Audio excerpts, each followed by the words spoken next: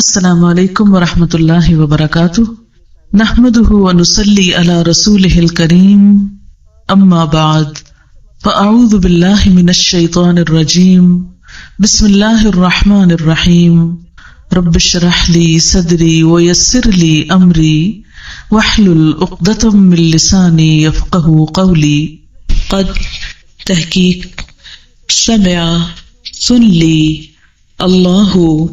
اللہ تعالی نے قولا بات التی اس عورت کی تجادلو کا جو جھگڑ رہی تھی آپ سے فی زوجہا اپنے شوہر کے بارے میں وتشتکی اور شکوہ کر رہی تھی الی اللہ اللہ سے واللہ اور اللہ یسمع سن رہا تھا تحاورکما تم دونوں کی بات چیت ان اللہ بے شک اللہ تعالی سمیع سننے والا ہے بصیر دیکھنے والا ہے الذین وہ لوگ یظاہرون جو اظہار کرتے ہیں منکم تم میں سے من نسائہم اپنی بیویوں سے ما ہن نہیں ہے وہ امہاتہم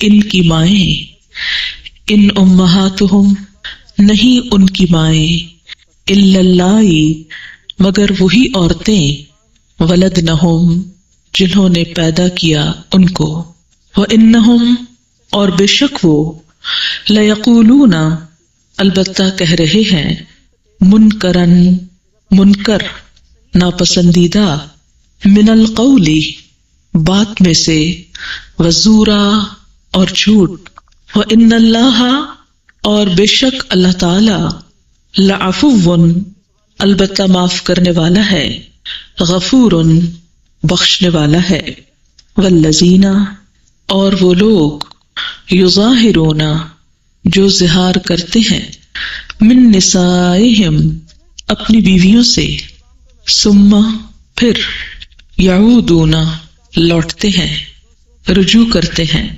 لما قالو اس کے لیے جو انہوں نے کہا فتحریر تو آزاد کرنا ہے رقبۃ ایک گردن کا من قبل اس سے پہلے ان یتماسا وہ دونوں ایک دوسرے کو ہاتھ لگائیں ذالکم یہ بات توعظون تم نصیحت کیے جاتے ہو بہی ساتھ اس کے واللہ اور اللہ بما تعملون ساتھ اس کے جو تم عمل کرتے ہو خبیر باخبر ہے فمن لم پس جو نہ یجد پائے فصیام تو روزے رکھنا ہے شہرین 2 مہینے کے متتابعین مسلسل من قبل اس سے پہلے ان یتماسا کہ وہ دونوں ایک دوسرے کو ہاتھ لگائیں فمن لم یستطع تو جو استطاعت نہ رکھتا ہو فاطعام تو کھانا کھلانا ہے 60 مسکیناً مسکینوں کو ذالکا یہ بات لتؤمنوا تاکہ تم ایمان لاؤ باللہ اللہ پر ورسولہ اور اس کے رسول پر وتلک اور یہ حدود اللہ اللہ کی حدود ہیں وللکافرین اور کافروں کے لیے عذاب علیم دردناک عذاب ہے ان الذین بے شک وہ لوگ یحادون اللہ جو مخالفت کرتے ہیں اللہ کی ورسولہ اور اس کے رسول کی کبتو وہ ذلیل ہوں گے کما جیسا کہ کبت الذین ذلیل ہوئے وہ لوگ من قبلہم جو ان سے پہلے تھے وقد انزلنا اور تحقیق نازل کی ہم نے آیات بینات واضح آیات روشن آیات وللکافرین اور کافروں کے لیے عذاب ہے مہین رسوا کن یوم جس دن یبعثہم اللہ اٹھائے گا ان کو اللہ جمیعاً سب کے سب کو، فینبئہم پھر وہ ان کو بتائے گا، بما عملوا جو انہوں نے عمل کیے ہوں گے، احصاہ اللہ گن کے رکھا ہے اس کو اللہ نے، ونسوہ اور وہ بھول چکے ہیں اس کو، واللہ اور اللہ علی کل شیء شہید ہر چیز پر گواہ ہے۔ یہ سورت المجادلہ اور المجادلہ دونوں طرح کہلاتی ہے۔ مجادلہ کا لفظ جدال سے نکلا ہے، جس کا معنی ہوتا ہے جھگڑا کرنا۔ یہاں پر ایک عورت کے جھگڑے کی بات ہے جو وہ اپنے حق کے لیے کر رہی تھی۔ اسلام سے پہلے عربوں میں یہ رواج تھا کہ کوئی مرد اگر اپنی بیوی سے یہ کہہ دیتا کہ انتی علیہ کا ظہر امی، کہ تو مجھ پر ایسی ہے جیسی میری ماں کی پیٹھ، تو وہ عورت ہمیشہ کے لیے اس مرد پر حرام ہو جاتی۔ شریعت کی اصطلاح میں اس کو زہار کہا جاتا ہے، کیونکہ زہار کا لفظ زہر سے نکلا ہے۔ زہر پیٹھ کو کہتے ہیں، یعنی بیوی کو ماں کی پیٹھ کی طرح کہنا۔ مدینہ کے ایک مسلمان صحابی جن کا نام اوس بن صامت تھا، انصاری تھے، انہوں نے اپنی بیوی خولہ بنت ثعلبہ کو ایک بار یہی لفظ بول دیے۔ وہ رسول اللہ صلی اللہ علیہ وسلم کے پاس آئیں اور اپنے ساتھ ہونے والا واقعہ بتایا۔ آپ صلی اللہ علیہ وسلم نے عرب کے قدیم رواج کے مطابق یہ فرمایا کہ میں خیال کرتا ہوں کہ تم اس پر حرام ہو گئی ہو۔ خولہ کو یہ پریشانی ہوئی کہ میرا گھر اور میرے بچے اس مرد کی ایک بات کی وجہ سے برباد ہو جائیں گے۔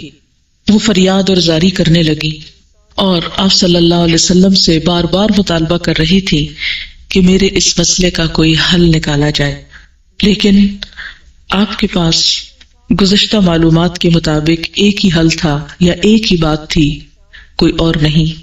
اس لیے آپ یہی فرماتے تھے کہ اب تم دونوں کے درمیان ایک طرح سے طلاق ہو گئی ہے۔ اس پر یہ آیات اتری اور زہار کے بارے میں اسلام کا حکم بتایا گیا۔ بات یہ ہے کہ اس واقعے سے کئی باتیں پتہ چلتی ہیں۔ پہلی بات تو یہ کہ قد سمع اللہ، یقیناً سن لی اللہ نے، قول التی بات اس عورت کی، تجادلو کا جو تجھ سے جھگڑ رہی تھی، فی زوجہا اپنے شوہر کے معاملے میں۔ اس سے کیا پتہ چلتا ہے کہ اللہ تعالیٰ سنتا ہے، پکارنے والا خواہ مرد ہو یا عورت ہو۔ جب بھی کوئی دکھی انسان کسی کا ستایا ہوا، کسی کا ڈسا ہوا اپنی فریادیں اللہ سے کرتا ہے تو اللہ اس فریاد کو سنتا ہے۔ اور ایک بندہ مومن کے لیے سب سے پہلی اور آخری جگہ بھی کیا ہے کہ وہ سارے دکھوں اور غموں اور مشکلات کو اپنے رب کے سامنے بیان کرے۔ صحابہ کرام کا طریقہ کیا ہوتا تھا کہ اگر جوتی کا تسمہ بھی ٹوٹتا تھا تو اللہ سے دعا کرتے تھے۔ کسی بھی مشکل میں سب سے پہلی نظر جس پہ جاتی وہ اللہ کی ذات تھی، اور دل میں یہ یقین رکھنا کہ ہر مشکل کا حل اللہ کے پاس ہے اور وہ ہر چیز پہ قدرت رکھتا ہے اور وہ کر سکتا ہے، اور اگر کوئی بندہ میرے پاس آیا مدد کو بھی تو وہ بھی دراصل اللہ کے اذن سے ہوگا، اس کے دل میں ڈالنے سے ہوگا، اس کی وجہ سے ہوگا۔ یعنی کسی انسان کے دل میں کسی انسان کے لیے جو رحمت اور شفقت ہو سکتی ہے وہ بھی دراصل اللہ ہی کی ڈالی ہوئی ہے۔ ماں اگر اپنے بچوں سے محبت کرتی تو اللہ کی ڈالی ہوئی ہے۔ اسی طرح کوئی انسان کسی کی خدمت یا مدد کے لیے آتا ہے تو وہ بھی خیال اللہ ہی ڈالتا ہے۔ دینے والے کو بھی اگر کسی نیکی کی توفیق ہو جائے، کسی کے ساتھ کوئی بھلائی کرنے کی، تو وہ بھی اس کو اپنا کمال نہ سمجھے، اللہ کا احسان سمجھے کہ اس کی توفیق سے مجھے نصیب ہوا کہ میں کوئی نیکی کا کام کر سکوں۔ ایسا کرنے سے کبھی بھی انسان کے اندر نیکی کا تکبر اور غرور نہیں آتا، اور تکبر اور غرور ایسی چیز ہے کہ جو اللہ تعالیٰ کو سخت ناپسند ہے۔ بندوں کے لیے کہ وہ اپنی بڑائی کا اظہار کرے یا اپنے آپ کو بڑی چیز سمجھے یا خود کو دوسروں سے بہتر سمجھے، یہ بندگی کی حدود سے باہر نکلنا ہے۔ تو اللہ تعالیٰ سنتا ہے۔ اللہ نے سن لی ایک عورت کی بات اور اسی انداز سے فرمایا قد سمع اللہ قول التی، اور کیا کہہ رہی تھی؟ تجادلک فی زوجہا، جو تم سے اپنے شوہر کے معاملے میں جھگڑا کر رہی تھی۔ یعنی اسلام نے عورت کو نہ صرف یہ کہ اپنے اوپر ہونے والے ظلم کی شکایت کا موقع دیا، بلکہ اس شکایت کو سنا بھی۔ تو اس سے کیا پتہ چلتا ہے، اگر کسی عورت پر اس کا شوہر کوئی ظلم کرتا ہے، اس کا کوئی حق مارتا ہے، تو اس عورت کو اختیار دیا گیا ہے، اس کو حق ہے۔ وہ کتنی عقل مند تھی۔ ہم جیسوں پہ اگر کوئی مشکل آتی ہے تو ہم کس کے پاس جاتے ہیں؟ ہر ایک کے ساتھ بات کرتے ہیں۔ اچھا اس کا نتیجہ کیا ہوتا ہے؟ کوئی کچھ کہتا ہے، کوئی کچھ کہتا ہے، کوئی کچھ کہتا ہے، اور مسئلہ پہلے سے بھی زیادہ گمبھیر ہو جاتا ہے، زیادہ مصیبت پڑ جاتی ہے اور الجھاؤ بڑھ جاتے ہیں اس میں۔ تو ہمیشہ مسئلہ اس کے پاس لے کے جانا چاہیے کہ جو مسئلہ حل کر سکتا ہو۔ ایسے شخص کے پاس جا کر شوہر کی شکایت یا کسی کی بھی شکایت، وہ غیبت میں نہیں آتا اور نہ ہی وہ کوئی گناہ میں آتا ہے، کیونکہ لا يحب اللہ الجہر بالسوء من القول الا من ظلم۔ اللہ تعالیٰ پسند نہیں کرتا کہ کوئی شخص برائی کے ساتھ زبان کھولے مگر جس پہ ظلم کیا گیا، کہ مظلوم کو یہ حق دیا ہے اسلام نے کہ وہ اپنے ظلم کی داستان بیان کرے۔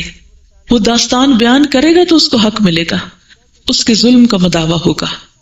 لیکن اس کا یہ مطلب نہیں کہ ایک مظلوم جو ہے وہ ہر راہ چلتے شخص کو پکڑ کے کھڑا ہو جائے اور اپنی کہانی سنانے لگے۔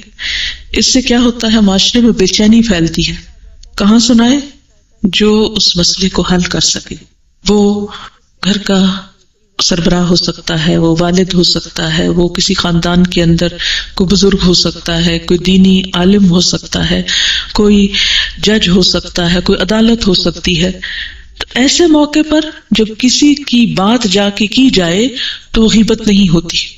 قد سمع اللہ قول التی تجادلک، جو جھگڑ رہی تھی آپ سے، یعنی اپنے حق کے لیے جھگڑ رہی تھی، فی زوجہا، اپنے شوہر کی شکایت کر رہی تھی، وتشتکی الی اللہ، اور اللہ سے شکوہ کر رہی تھی، اللہ سے شکایت کر رہی تھی۔ آپ سے جھگڑ رہی تھی، اللہ سے شکایت کر رہی تھی۔ یہ کیسے؟ جب آپ سے بار بار ایک چیز کو ریپیٹ کرتی کہ میرے مسئلے کا حل نکالیے، اور آپ فرماتے کہ میرے پاس اس کے سوا کوئی حل نہیں، تو پھر وہ آسمان کی طرف دیکھی، یا اللہ تو میرے مسئلے کا حل عطا کر، تو میری مشکل کو آسان کر، کیونکہ وہ اپنے خاندان کے بارے میں پریشان تھی۔ حضرت عائشہ رضی اللہ تعالیٰ عنہ کی روایت آتی ہے بخاری میں، کہتی ہے کہ اللہ تعالیٰ کس طرح بندوں کی بات سنتا ہے، کہ یہ عورت حضور صلی اللہ علیہ وسلم سے گھر کے ایک کونے میں اپنا مسئلہ بیان کر رہی تھی اور میں تھوڑے ہی فاصلے پہ بیٹھی تھی، مجھے سمجھ نہیں آئی کہ یہ کیا مسئلہ لے کر آئی ہے۔ یعنی آپ نے بھی یہ نہیں کیا کہ جو مسئلہ لائی تو آپ حضرت عائشہ کو بلا لیتے اور کہتے ہیں سب اور امہات کو بلاؤ اور یہاں ایک مجلس قائم کرتے ہیں اس جھگڑے کے حل کے لیے۔ کہتی ہے کہ میں نے نہیں سنا کہ یہ کیا کہہ رہی ہے، مجھے نہیں سمجھ میں آیا، اور اللہ نے 7 آسمانوں کے پیچھے سے اس کی بات سن لی۔ اللہ تعالیٰ کیسے بندوں کی بات سنتا ہے، اور مظلوم کی پکار تو سیدھی وہاں پہنچتی ہے۔ یہ الگ بات ہے کہ ہر چیز کا ایک وقت مقرر ہوتا ہے، لیکن اللہ سنتا ہے، اور کبھی بھی اس میں انسان کو مایوس نہیں ہونا چاہیے۔ سارے اللہ کی مخلوق ہے، اللہ کے بندے۔ وَتَشْتَكِي إِلَى اللَّهِ وَاللَّهُ يَسْمَعُ تَحَاوُرَكُمَا، اور اللہ تم دونوں کی گفتگو کو سن رہا تھا۔ إِنَّ اللَّهَ سَمِيعٌ بَصِيرٌ، یقیناً اللہ سننے والا ہے، دیکھنے والا ہے۔ کہتے ہیں جب یہ بہت بوڑھی ہو گئی، ایک دفعہ حضرت عمر کو راہ جاتے ہوئے پکڑ کے کھڑی ہو گئی اور ان سے بہت دیر تک کچھ بات کرتی رہی، کوئی نصیحتیں کرتی رہی، ان کا پچھلا دور یاد کرا کے۔ تو صحابہ کرام جو حضرت عمر رضی اللہ تعالیٰ عنہ کے ساتھ تھے تو وہ کہنے لگے کہ یہ کون خاتون ہے جو امیر المومنین خلیفہ کو پکڑ کے کھڑی ہو گئی ہیں؟ اور اس پر حضرت عمر نے کہا کہ انہیں کچھ نہ کہو، یہ وہ عورت ہے جس کی پکار اللہ نے 7ویں آسمان پہ سنی تھی، تو میں اس کی بات کیوں نہ سنوں۔ اس سے پتہ چلتا ہے کہ اللہ تعالیٰ نے ایک عام عورت کو بھی کتنی عزت اور کتنا مقام عطا کیا ہے، اور کس طرح ایک مظلوم کی داد رسی کی ہے، اور کس طرح اس کی فریاد سنی ہے۔ ہمارے ہاں عام طور پر جب بیٹیاں ہی یا عورت کوئی جھگڑا یا کوئی مسئلہ یا کوئی پریشانی لے کر آتی ہے تو عموماً اسی کا قصور بتا دیا جاتا ہے، یا اس کو دبا دیا جاتا ہے، یا اس کا حل نہیں نکالا جاتا، یا یہ ہے کہ دوسری طرف اس کو کوئی مدد فراہم نہیں کی جاتی۔ اس کا یہ مطلب نہیں ہے کہ چھوٹی چھوٹی باتوں پر انکریج کیا جائے اور مسئلے کھڑے کر لیے جائیں صرف ہمدردی حاصل کرنے کے لیے یا توجہ حاصل کرنے کے لیے، لیکن جہاں حقیقی مسئلہ ہو اس کو اگنور بھی نہیں کرنا چاہیے، اور اس کا حل تلاش کرنا چاہیے، خصوصاً ایسی جگہ جہاں بچیوں پہ مار پیٹ ہوتی ہے بسا اوقات، یا ظلم و ستم ہوتا ہے، یا تکلیف دہ ماحول پیدا ہو جاتا ہے، تو رشتہ داروں کا، خاندان کا، برادری کا، عام مسلمانوں کا فرض بنتا ہے کہ وہ مظلوم لوگوں کی، خواہ وہ یتیم ہو یا عورت ہو یا کوئی بھی ہو معاشرے کا، اس کی مدد کی جائے، اس کو سمجھایا بھی جائے اور اس کا حل نکالا جائے۔ پھر فرمایا الذین یظاہرون منکم من نسائہم ما ہن امہاتہم، اب اللہ تعالیٰ اس مسئلے کا حل لاتے، اب قانون اترتا ہے کہ اس موقع پر کیا ہوگا۔ اس سے ایک اور بات بھی پتہ چلتی ہے کہ اسلام کے جتنے بھی قوانین ہیں وہ بہت نیچرل وے میں آئے، مسئلہ پیش آیا اور اس کا حل پیش کیا گیا، اور وہ چیز پھر باقی نسلوں کے لیے قانون بن گئی۔ اس میں بھی اللہ تعالیٰ کی مصلحت تھی، اگر یہ خاتون مسئلہ نہ لاتی اور گھر میں ہی کوئی اس کے ساتھ طے کر لیتی یا اس کو ایک طرح سے دبا جاتی تو شاید یہ قانون نہ بنتا۔ اسی لیے کسی بھی ایسی سچویشن کو جو بسا اوقات بظاہر ناپسندیدہ نظر آتی اس کو اپنے حق میں برا نہیں سمجھنا چاہیے۔ اب ان کے اوپر جب یہ مسئلہ ہوا اور وہ پریشان ہوئی اور وہ تکلیف میں مبتلا ہوئی تو انہوں نے رہتی دنیا تک کے لیے قانون بننے کا سبب پیدا کر دیا، یعنی بظاہر ان پہ ظلم ہوا لیکن ان کی وجہ سے کتنے لوگوں کا بھلا بھی ہو گیا۔ اور عام طور پر اکثر لوگوں کے ساتھ ایسے چھوٹے چھوٹے مسائل پیش آتے ہیں، ایسی باتیں ہو جایا کرتی ہیں جو بڑی ناپسندیدہ اور انوانٹیڈ ہوتی ہیں، انسان نہیں چاہتا کہ وہ زندگی میں آئیں لیکن وہ آ جاتی ہیں۔ اس میں بھی انسان کے لیے ایک سبق ہوتا ہے، ایک سیکھنے کی چیز ہوتی ہے۔ اسی لیے مومن ہر حال میں اطمینان سے رہتا ہے، اچھے حالات ہو تو، تکلیف دہ حالات ہو تو، اگر نعمت ملے تو شکر ادا کریں، تکلیف آئے تو صبر کریں کہ اس میں میرے رب نے ضرور میرے لیے کوئی بھلائی رکھی ہوگی، اس میں ضرور میرے لیے کوئی خیر کا پہلو ہے، اللہ تعالیٰ ضرور میرے لیے کچھ ایسی چیز نکالنا چاہتا ہے کہ جو میرے لیے اور دوسروں کے لیے بھلے کا سبب بنے۔ اب یہ قانون آتا ہے، اللہ تعالیٰ فرماتے ہیں تم میں سے جو لوگ اپنی بیویوں سے زہار کرتے ہیں، ایسا لفظ بولتے ہیں، وہ ان کی مائیں نہیں بن جاتی، ان کی مائیں نہیں ہو سکتی۔ کبھی کسی کے کہنے سے بھی کوئی ماں بن سکتی ہے؟ یعنی بیوی ماں کیسے ہو سکتی ہے؟ فرمائے ان امہاتہم الا اللہ ولدنہم، ان کی مائیں تو وہی ہیں جنہوں نے ان کو جنا ہے۔ وَإِنَّهُمْ لَيَقُولُونَ مُنْكَرًا مِنَ الْقَوْلِ وَزُورًا، اور ایسا کہنے والے، بیوی کو ماں کہنے والے بہت نامعقول اور بہت ہی جھوٹی بات کہتے ہیں، یعنی ایسا کہنا بھی جھوٹ ہے اور ایک غلط بیانی ہے، ناپسندیدہ چیز ہے۔ منکر کس کو کہتے ہیں؟ عام زبان میں برائی کو کہتے ہیں، جو ناقابل قبول ہو، نامعقول چیز کو لیے بھی منکر کا لفظ استعمال ہوتا ہے۔ یعنی یہ تو عقل میں آنے والی بات ہی نہیں ہے کہ کوئی شخص اپنی بیوی کو ماں کہے کہ وہ اس کی ماں کہنے سے وہ ماں بن جائے، یہ نہیں ہو سکتا۔ وَإِنَّ اللَّهَ لَعَفُوٌّ غَفُورٌ، لیکن اگر غصے میں، غلطی میں، بھول میں کوئی ایسی بات ہو گئی اور کوئی شخص پھر معافی مانگ لے تو اللہ معاف بھی کر دیتا ہے، کیونکہ انسان ہے، کمزور ہے، زبان سے بسا اوقات ایسی باتیں نکل بھی جاتی ہیں۔ اور وَالَّذِينَ يُظَاهِرُونَ مِن نِّسَائِهِمْ ثُمَّ يَعُودُونَ، وہ لوگ جو اپنی بیویوں سے زہار کرتے ہیں پھر اب رجوع کرنا چاہتے ہیں، غلطی کو ریئلائز کر لیا، محسوس کر لیا، مان لیا، اب پلٹنا چاہتے ہیں کہ ہم اب اپنے ہی کہے سے باہر نکلنا چاہتے ہیں کہ جو ہم نے کہا تھا غلط کہا تھا، ہم اس سے توبہ کرتے ہیں اور اپنی خاندانی ازدواجی زندگی کو بحال کرتے ہیں۔ تو اب صرف ایک لفظ سے واپس نہیں پلٹ سکتے، اب کیا کرنا ہوگا؟ جرمانہ دینا ہوگا۔ ایک لفظ، کتنا بڑا جرمانہ؟ فَتَحْرِيرُ رَقَبَةٍ مِّن قَبْلِ أَن يَتَمَاسَّا، ایک گردن آزاد کرو۔ کیا ہے؟ بول ہی ہے نا، بیوی کو تم میری ماں ہو، ایک بول، اور ایک بول جو عورت کو ستا جائے، اس بول پر کتنی بڑی پینلٹی ہے؟ ایک غلام آزاد کرو۔ آج کل غلام تو کوئی نہیں ہوتے، لیکن آپ سمجھے کہ اگر ایسی ہے جیسے کوئی کہے کہ ایک اونٹ خرید کے ذبح کرو، یا یہ کہ ایک گائے بھینس کتنے ہزار کی پڑتی ہے۔ اس زمانے میں اگر غلام خریدے جاتے بھی تو ہزاروں لاکھوں میں ہوتے تھے، یعنی جانوروں سے بڑھ کر قیمت تھی انسان کی۔ تو ایک لفظ کا جرمانہ، فائن، پینلٹی کتنی؟ ایک غلام آزاد کرنا۔ اور اس وقت تک تم دوبارہ بیوی کو ہاتھ نہیں لگا سکتے، اس کے پاس نہیں جا سکتے جب تک تم یہ ادا نہ کر چکو۔ ذالکم یہ بات توعظون بہ، اس جرمانے کے ساتھ تم کو نصیحت کی جاتی، یعنی یہ نصیحت صرف زبانی نہیں، اب اس کا خسارہ بھی بھرنا پڑے گا، یعنی یہ نصیحت ایک بہت بھاری نصیحت ہے۔ واللہ بما تعملون خبیر، اور اللہ خوب جانتا ہے جو بھی تم عمل کرتے ہو، اس کو سب پتا ہے۔ فمن لم یجد، اور جو نہ پائے۔ ایک بات آپ قرآن کی غور کریں گے کہ جہاں غلاموں کا ذکر آتا ہے نا کہ غلام آزاد کریں، ساتھ ہی آپ دیکھیں گے ہر جگہ یہ لازمی آئے گا فمن لم یجد، جو نہ پائے۔ یہ اللہ کو پتا تھا نا کہ ایک دور ایسا آئے گا جب یہ نہیں ہوگا۔ اس سے آپ اسلام کی یونیورسلٹی دیکھ سکتے ہیں کہ ہر دور کے لیے پریکٹیکل ہے۔ اور ویسے بھی مالی اعتبار سے بھی جو شخص نہ خرید سکے، نہ کر سکے، اب وہ کیا کرے؟ فمن لم یجد فصیام، وہ روزے رکھے۔ جسمانی سزا پہلے جیب پہ، جیب اگر اجازت نہیں دیتی تو پھر جسم پہ بھگتے۔ کتنے روزے؟ رمضان کے 1 مہینے کے ہوتے ہیں، یہاں فرمایا شہرین، 2 مہینے، اور 2 بھی کیسے؟ متتابعین، ایک سٹریچ میں، ایک نہیں چھوڑ سکتے۔ ایک بھی چھوڑ دیا تو کیا ہوگا؟ پھر دوبارہ رکھنے پڑے گا سارے کے سارے۔ 1 مہینہ بھی جیسے گزرتا سب کو پتہ ہی ہے کہ گن گن کے گزارتے، اتنے رہ گئے اتنے رہ گئے، اور ایک کی بجائے اگر وہ عید والے دن پتہ چلے آج سے 1 مہینہ اور ہو گیا ہے تو ایک مشکل کام ہے۔ کبھی سوچا آپ نے یہ 2 مہینے کے روزے کس کو رکھنے کے لیے کہا جائے؟ جس نے ایک لفظ بولا، بیوی کو ماں کہا، عورت کو ستایا، اس کو یہ فائن کیا جا رہا ہے۔ یہ اتنی سخت باتیں کیوں کی گئی؟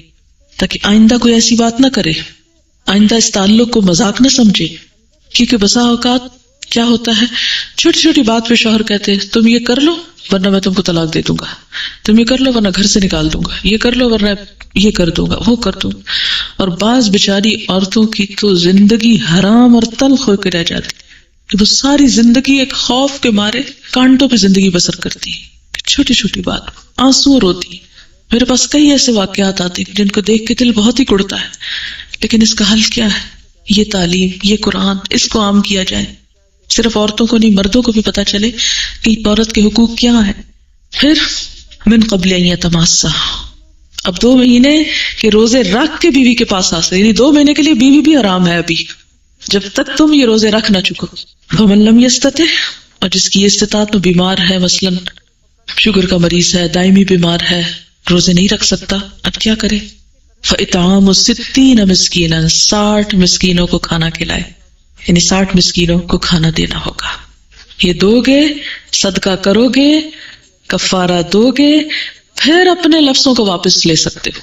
تو اس سے کیا پتہ چلتا ہے کہ بسا اوقات ہم زبان سے ایسے ایسے لفظ بول جاتے ہیں کہ جن کو ہم بہت معمولی سمجھتے ہیں، ان کی کوئی اہمیت نہیں سمجھتے، حالانکہ کچھ باتیں اللہ تعالیٰ کو اتنی ناگوار ہوتی ہیں۔ جیسے حدیث میں آتا ہے کہ بعض اوقات انسان اپنے منہ سے ایک ایسا لفظ بول دیتا ہے بے خبری میں، اس کو احساس بھی نہیں ہوتا میں نے کیا کہہ دیا، اور وہ اللہ تعالیٰ کو اتنا ناگوار ہوتا ہے، اتنا ناگوار ہوتا ہے کہ اس کی وجہ سے جہنم کی اتھاہ گہرائیوں میں پھینکتا ہے انسان کو۔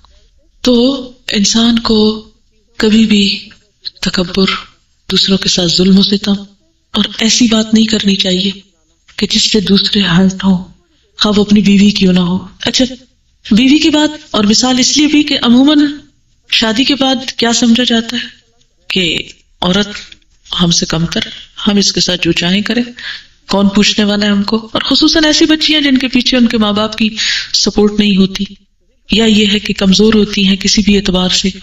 تو یہاں پر اللہ تعالیٰ نے یہ قانون بتا کے واضح کر دیا، پھر فرمایا ذالک، یہ سب پینلٹی کیوں ہے؟ لتؤمنوا باللہ ورسولہ، تاکہ تم ایمان لاؤ اللہ اور اس کے رسول پر، یعنی یہ ایمان کا تقاضا ہے، تاکہ تمہیں پتہ چلے کہ ایمان لانا کوئی مذاق اور کھیل نہیں، ایمان والوں اور غیر ایمان والوں کے درمیان فرق ہو۔ اس طرح اخلاق اور کردار کو مسلمانوں کے سنبھالا گیا، اور جب یہ قانون دے دیا گیا تو پھر ظاہر ہے کہ جو یہ بولے گا سوچ کے ہی بولے گا، ہر ایک پھر اتنا عام نہیں استعمال کر سکتا ایسے الفاظ کو اور ایسی باتوں کو۔ ذالک لتؤمنوا باللہ ورسولہ، تاکہ تم ایمان لاؤ اللہ اور اس کے رسول پر۔ وتلک حدود اللہ، اور یہ اللہ کی حدود ہے، یہ اللہ نے قانون دیا ہے۔ وللکافرین عذاب علیم، اور کافروں کے لیے دردناک عذاب ہے۔ یہاں کافر کون ہے؟ اس حکم کا انکار کرنے والے۔ یہاں کافروں سے مراد کوئی کلمہ نہ پڑھنے والے نہیں ہیں، کیونکہ ان کے لیے تو قانون ہی نہیں ہے. انہوں نے اس کا کیا کفر کرنا ہے؟ وہ تو ہر چیز کا کفر کیے ہوئے. لیکن جو اس اصول کو نہیں مانے گا، اس کا انکار کرے گا، یعنی زبان سے کچھ بولے گا. اور جیسے آپ دیکھیں گے اب یہ تو چونکہ عرب جاہلیت میں ایک رواج تھا زہار کا لفظ استعمال کرنا. آج کے دور میں زہار کا لفظ تو نہیں بولتے، لیکن بہت سے ایسی چیزیں سامنے آتی ہے کہ بسا اوقات طلاق بول کے پھر کہا میں نے تو ایسے ہی کہا تھا، مذاق کیا تھا. پھر کبھی کہا کہ نہیں وہ میری نیت نہیں تھی، وہ میں ایسے ہی تمہیں دھمکی دے رہا تھا. ایسے خواتین کو مسئلے ہوتے ہیں کہ شوہر طلاق بول بھی دیتے، پھر انکار کر دیتے، پھر خود ہی رجوع کر لیتے ہیں، پھر بیوی کو جانے بھی نہیں دیتے. یعنی ایک عجیب و غریب زندگی بنا کے رکھتے ہیں کہ جس میں حلال حرام کی کوئی تمیز ہی نہیں رہتی. میرے ذاتی علم میں ایک کپل ایسا ہے کہ اس خاتون نے خود آ کے مجھے بتایا کہ بے شمار دفعہ میرا شوہر مجھ کو طلاق دے چکا اور اس کے باوجود مجھ کو رکھا ہوا ہے. میں کہتا نام تو لو، تم کسی کے سامنے مار نہ ڈالو کہ میں نے تم کو طلاق دی. یہ اللہ کی حدود ہے، حرام اور حلال کے درمیان حد واضح ہے. طلاق بھی کیا ہے؟ منہ کا ایک بول ہے نا، اس کو بھی بے دریغ یوں نہیں استعمال کیا جا سکتا. تلک حدود اللہ وللکافرین عذاب علیم. جو ان حدود کو توڑے گا سخت سزا پائے گا. اور پھر آپ دیکھیے کہ صرف لغو باتوں سے فطرت کے قوانین نہیں بدلا کرتے کہ ہم بےہودہ بیکار باتیں اپنے منہ سے نکالتے رہیں اور اللہ تعالیٰ کے قانون یا فطرت کو بدل ڈالیں. اور پھر اس قانون کی پابندی ایمان کا حصہ ہے. اس کو ایمان سے نتھی کر دیا گیا کہ جو ایمان رکھتا ہے اس کی پابندی کرے گا. اور پھر ساتھ مزید سخت الفاظ سے فرمایا ان الذین یحادون اللہ ورسولہ، جو لوگ اللہ اور اس کے رسول کی مخالفت کرتے ہیں. مخالفت کیسے ہوتی ہے؟ یعنی اللہ رسول جو فرما رہے ہیں ان کی عملی زندگی اس کے بالکل اپوزٹ جا رہی ہے. وہ کچھ قانون بتاتے ہیں، یہ کچھ اور کرتے ہیں. وہ کچھ فرماتے ہیں، یہ کچھ اور کر رہے ہیں. کبتو، وہ ذلیل ہوں گے، رسوا ہوں گے. کما کبت الذین من قبلہم، جیسے وہ لوگ رسوا ہوئے جو ان سے پہلے تھے. وقد انزلنا آیات بینات، اور یقیناً ہم واضح کھلی روشن آیات نازل کر چکے ہیں، بتا چکے ہیں، اتار چکے ہیں. ہدایات صاف صاف لا چکے ہیں. کوئی یہ نہیں کہہ سکتا کہ مجھے تو پتہ ہی نہیں کہ قرآن میں یہ لکھا ہوا، میں تو جانتا ہی نہیں اس قانون کو. کیونکہ بہت سارے لوگ جس طرح کے کام کرتے ہیں، جیسے طلاق پہ طلاق دیے، اگر بیوی بھی رکھی، حرام میں سب رہ رہے ہیں، تو عموماً کیا کہتے ہیں پتہ ہی نہیں تھا. تو بات یہ ہے کہ کسی قانون سے اگنورنس آپ کو سزا سے نہیں بچا سکتی. آپ کو پتہ ہونا چاہیے، آپ مسلمان ہیں، آپ کو جاننا چاہیے. وَلِلْكَافِرِينَ عَذَابٌ مُهِينٌ، اور کافروں کے لیے رسوا کرنے والا عذاب ہے. یعنی ان سب قوانین کو توڑنے والوں کے لیے اللہ تعالیٰ نے جو چیز رکھی ہے دنیا میں وہ کیا ہے؟ رسوائی، ذلت، بربادی. یوم یبعثہم اللہ جمیعا، اگر دنیا میں کوئی اس کی پکڑ سے بچ گیا تو وہ دن باقی ہے ابھی، جس دن اللہ سب کو اٹھا کھڑا کرے گا. جمیعاً، سب کے سب کو، کوئی نہیں بچے گا. فینبئہم، پھر وہ ان کو بتائے گا، آگاہ کرے گا. بما عملوا، جو انہوں نے عمل کیے ہوں گے، جہاں جو بولا ہوگا، جو کیا ہوگا، کچھ بھی وہ ان کے سامنے لے آئے گا. اور ان اعمال کے لیے اللہ تعالیٰ نے کیا لفظ استعمال کیا؟ احصاہ اللہ، اللہ نے اس کو شمار کر کے رکھا ہے، گن کے رکھا ہوا ہے. کس شخص نے اپنے منہ سے کس وقت کیا بات نکالی، کل زندگی میں کتنے جھوٹ بولے، 100 یا 101 ود ایگزیکٹ فگر. اتنی نمازیں پڑھنی تھی، اتنی پڑھی، اور اتنی نہیں پڑھی. اتنے روزے فرض تھے، اتنے خالی ہیں. اتنا یہ کام کرنا تھا، یہ نہیں کیا. اور یہ منع کیا گیا تو یہ اتنی دفعہ ریپیٹ کیا گیا. احصاہ اللہ ونسوہ، اللہ نے تو گن لیا اور یہ خود بھولے ہوئے. ہمارا یہی حال ہے نا، اگر ہم سے کوئی پوچھے آج تک کتنی نمازیں چھوڑی، سچی بات ہم کو کوئی یاد نہیں ہوگا کیا کر چکے، لیکن اللہ نے گن رکھا ہے. احصاہ اللہ ونسوہ، اللہ نے اس کو شمار کر رکھا ہے اور لوگ اس کو بھول جاتے ہیں. واللہ علی کل شیء شہید، اور اللہ تو ہر چیز پہ گواہ، تو سامنے دیکھ رہا ہے کہ اس کا کیا عمل ہے. اگر آج ہم کو نظر نہیں آتا تو مومن ہونے کے ناطے ایمان ہونا چاہیے ہمارا، کل کو بتایا جائے گا.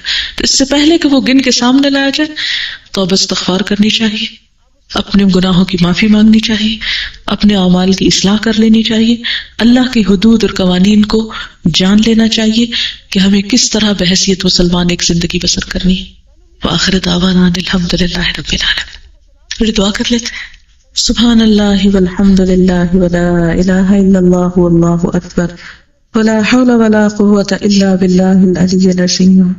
اللہم صل علی محمد وعلی آل محمد كما صليت على إبراهيم وعلى آل إبراهيم إنك حميد مجيد اللهم بارك على محمد وعلى آل محمد كما باركت على إبراهيم وعلى آل إبراهيم إنك حميد مجيد ربنا آتنا في الدنيا حسنة وفي الآخرة حسنة وقنا عذاب النار. یا اللہ پاک جو کچھ ہم نے پڑھا ہے سنا ہے ہمیں اس پر عمل کی توفیق عطا فرما، ہمیں اپنی حدود اور اپنے قوانین کا لحاظ رکھنے کی توفیق دے. یا رب العالمین ہمیں دین کا صحیح فہم عطا فرما، ہماری زندگیوں کو اپنی اطاعت کے مطابق کرنا. یا اللہ ہماری زبان کی حفاظت فرما، ہماری زبانوں سے غلط لفظ نہ نکلے. یا اللہ ہماری نیت کو اپنے لیے خالص کرنے، ہمارے کاموں میں اور وقت میں زندگی میں برکت پیدا کر دے. یا اللہ تو ہمیں اپنے مقرب بندوں میں شامل کر لے. جتنے بھی حاضرین مجلس ان کے دلوں میں جو دعائیں اور نیک تمنا ان کو پورا فرما. یا اللہ تو مسلمانوں کے دلوں کو جوڑ دے، ان میں اتفاق اور اتحاد پیدا فرما. لا حول ولا قوة الا بالله العلی العظیم. یا اللہ تو ہم سب پر اپنی رحمت نازل فرما، ہمیں دین میں استقامت عطا فرما. ربنا تقبل منا انك انت السميع العليم وتب علينا انك انت التواب الرحيم.